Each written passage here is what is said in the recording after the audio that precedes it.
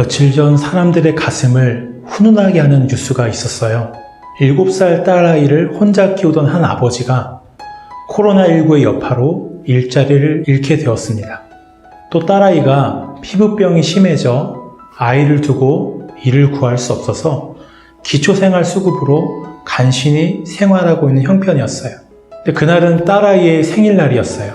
그때 아빠의 통장에는 571원밖에 없었습니다. 딸의 생일날 뭐라도 해주고 싶었던 아빠는 이전에 주문을 한 적이 있던 피자집에 사정을 설명합니다. 7살 딸을 혼자 키우는데 당장 돈은 없어 이렇게 부탁드려 봅니다. 20일 기초생활비를 받는 날 드릴 수 있습니다. 그때 꼭 드릴게요. 조금 후 도착한 피자 상자에는 결제 완료라는 전표와 함께 이렇게 써 있었어요. 부담 갖지 마세요. 또 따님이 피자 먹고 싶다고 하면 언제든 연락 주세요. 이 피자집 사장님은 32살의 청년이었어요. 이 청년 사장님 또한 코로나로 인해 힘든 시간을 보내고 있었습니다. 하지만 이 피자집 사장님은 자신의 어려운 형편보다 혼자 힘들게 아이를 키우는 아빠와 딸의 딱한 사정에 먼저 반응하고 행동했습니다. 이 뉴스는 우리의 자비가 어떻게 이웃에게 흘러가는지를 보여주는 좋은 예입니다. 복음은 은혜를 받은 사람들에게 두 가지의 큰 영향을 줍니다. 첫째로 자신에게 베풀어진 하나님의 은혜를 알고 어떤 사람들에게도 자비를 베풀어요. 사람들은 사창가의 여인, 알코올 중독자, 재소자, 미혼모, 노숙자, 난민들을 볼 때 그들이 자신들과는 너무나 다르다고 생각해요. 그러나 그리스도인들은 그들을 볼 때 나와 너무나 다른 누군가를 보는 것이 아니라 나의 얼굴을 거울로 보는 것처럼 생각합니다. 내가 평생을 좋은 평판을 듣는 중산층의 사람으로 살았다고 할지라도 상관없어요. 신체적으로나 사회적으로는 그들과 내가 전혀 다른 모습이지만 영적으로는 다를 바가 없습니다. 그들은 하나님에게서 소외된 죄인들이고 그것은 나도 마찬가지입니다. 그래서 그들과 나는 똑같이 오직 예수 그리스도의 은혜로만 구원을 받습니다. 우리는 사람들을 도울 때 대놓고 혹은 은밀하게 자격을 따집니다. 우리가 도울 수 있는 사람의 마지노선이 있어요. 저 사람은 도움을 받을 자격이 없다. 저 사람에게는 나의 도움이 소용없다라고 생각합니다. 미국의 신실한 목회자이자 신학자였던 조나단 에드워즈는 우리가 왜 자신의 게으름과 방탕함 때문에 가난해진 사람들을 도와야 하는가라는 반문에 이렇게 답합니다.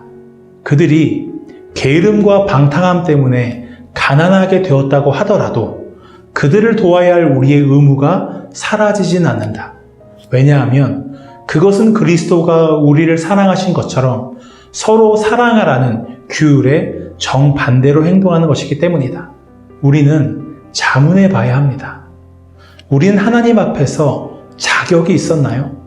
우리도 하나님의 은혜를 받을 자격이 없었습니다. 그리스도는 그런 우리를 불쌍히 여기셔서 우리의 죄로 인한 심판과 영원한 죽음에서 우리를 살리시기 위해 자기의 목숨을 버리셨어요. 그래서 우리에게는 다른 사람의 자격을 물을 자격이 없습니다. 마태복음 18장에는 우리가 너무나 잘 아는 예수님의 비유가 나옵니다. 왕에게 1만 달란트의 빚을 진 종이 있었어요. 1만 달란트는 그 사람이 어떤 노력을 해도 갚을 수 없는 돈을 의미합니다. 왕은 그 종을 불쌍히 여겨서 아무런 조건도 없이 그 모든 빚을 탕감해 줍니다. 그런데 이 종이 어떻게 하나요?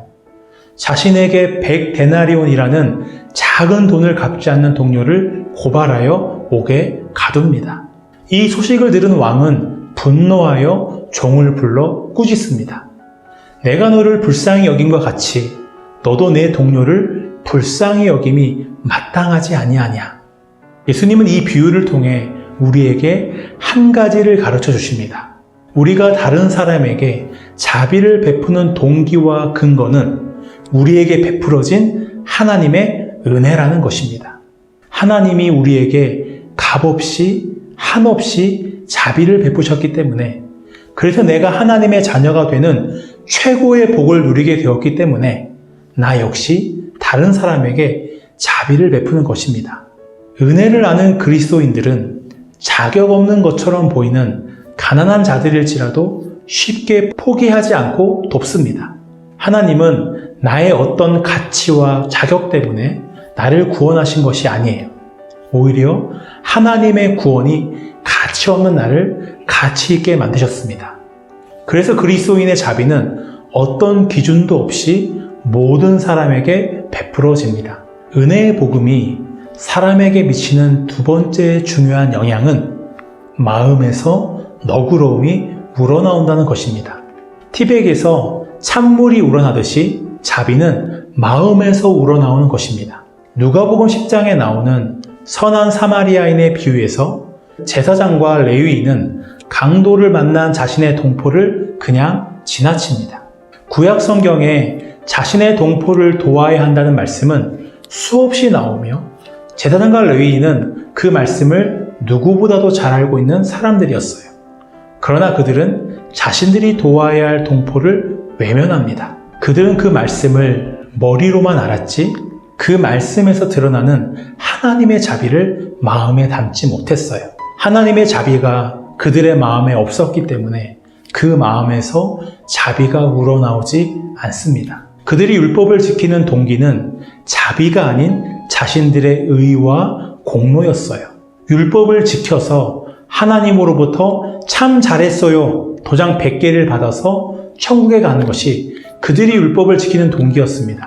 그들에게 구원은 자격 없는 자에게 베풀어지는 하나님의 은혜가 아닌 열심히 노력하고 공부해서 따내는 자격증과 같았어요.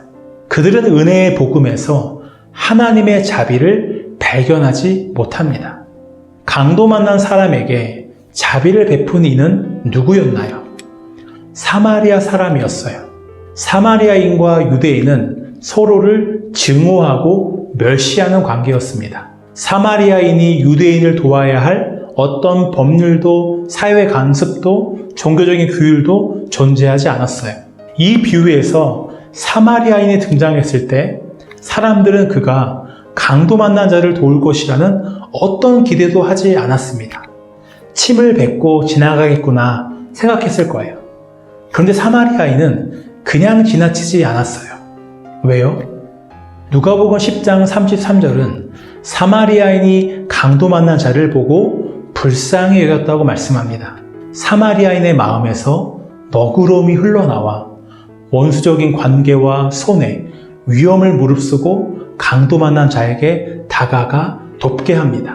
사마리아 사람에게는 강도 만난 사람을 도와야 할 어떤 이유도 없었어요. 마찬가지로 우리가 삶에서 만나는 대부분의 사람들은 내가 도와야 할 의무가 없습니다. 그는 내 가족도 아니고 나와 친하지 않으며 그를 돕는 것이 나에게 이익이 되지도 않아요. 그를 돕지 않는다고 해서 누가 나를 비난하지도 않습니다. 그럼에도 내가 그 사람을 불쌍히 여기고 나의 손해와 희생을 무릅쓰면서 그를 돕는 것은 내 안에서부터 하나님의 자비가 흘러나와 그에게 반응하기 때문입니다. 자비는 하나님의 은혜를 체험한 데서 나오는 자발적이고 넘치는 사랑이에요. 하나님의 무한한 은혜를 깊이 체험할수록 더 너그러이 베풀게 됩니다. 우리가 누군가에게 자비를 베푸는 것은 하나님께 드리는 가장 아름다운 예배입니다. 지금 우리 눈앞에 자격 없는 나를 위해 죽으시고 부활하신 예수님이 직접 계시다고 생각해 보세요. 우리는 그 예수님께 무엇을 드릴까요? 향유를 부은 여인처럼 내게 있는 가장 귀한 것을 예수님께 드릴 것입니다. 예수님과 보내는 시간이 전혀 아깝지 않을 거예요. 예수님은 말씀하세요. 너희가 여기 내 형제 중에 지극히 작은 자 하나에게 한 것이 곧 내게 한 것이니라. 부활하신 예수님이 이곳에 몸으로 계시지 않아서 우리가 예수님의 발에 향유를 바를 수는 없지만 우리가 섬겨야 할 이웃은 우리 앞에 있습니다. 예수님은 그들에게 한 것이 곧 나에게 한 것이라고 말씀하세요. 나의 시간과 물질과 섬김으로 이웃을 돕는 것이 하나님께 드리는 가장 최고의 예배입니다. 그럼 우리는 다른 사람을 어떻게 도울 수 있을까요? 먼저 신체적, 물질적, 사회적으로 긴급한 필요가 있는 사람을 직접적으로 도울 수 있습니다. 갑작스런 질병에 걸리고 재난을 당한 사람들을 물질로 도울 수 있고, 사랑의 손길이 필요한 아이의 몸을 씻겨줄 수도 있으며, 외로운 사람들의 말친구가 되어줄 수 있어요. 우리는 지역에 있는 고아원이나 병원, 급식소에 정기적으로 방문하여 봉사할 수 있습니다. 국제 NGO의 후원을 통해 우리는 우리와 멀리 떨어져 있지만 상상할 수도 없는 위기 속에 있는 사람들의 인권과 생명을 지키는 일에 동참할 수 있습니다. 구약에서는 종이 빚을 다 탕감하고 종에서 풀려나 자유인이 될 때 그 주인으로 하여금 그의 자립을 도우라고 명령하십니다. 우리는 사람들의 긴급한 필요뿐만이 아니라 그들이 자립하여 지금보다 나은 삶을 살 수 있도록 도울 수 있어요. 우리 교회가 성도들의 자발적인 후원을 통해 몽골의 청년들의 교육 후원을 하는 것이 바로 그 일입니다. 교회는 외국인 노동자들의 쉼터와 예배 처소를 제공해 줄 수도 있고, 미혼모들의 보호와 그들의 취업을 도울 수도 있습니다. 뜻은 있으나 한 교회가 감당하기 어려운 사역이면 여러 교회가 연합해서 그 사역을 할 수도 있어요. 구약의 선지자들은 나라와 사회에 있는 불의와 불공평에 대해 침묵하지 않았습니다. 불공평한 임금을 책망했고, 부패한 사업을 정죄했으며, 부자와 권력자를 편애하는 법률 시스템을 비판했어요. 이처럼 교회는 불의하고 불공평한 사회의 구조를 비판하고 그 구조들을 변화시키는 일에 동참할 수 있습니다. 우리나라 기독교 인구는 800만이 넘습니다. 국회의원의 3분의 1 이상이 크리스천이에요. 이것은 교회가 불의하고 불공평한 사회 구조의 개혁을 만들어낼 영향력을 갖추고 있다는 것입니다. 교회는 동성애와 차별금지법이 입법되지 않도록 기도하며 또한 목소리를 내고 움직여야 할 것입니다. 하지만 그것만이 아니라 가진 자는 더 가지고 가지지 못한 자는 가질 수 있는 기회마저 상실되어 버리는 불의한 구조와 그 아래에서 고통하는 사람들을 보아야 합니다.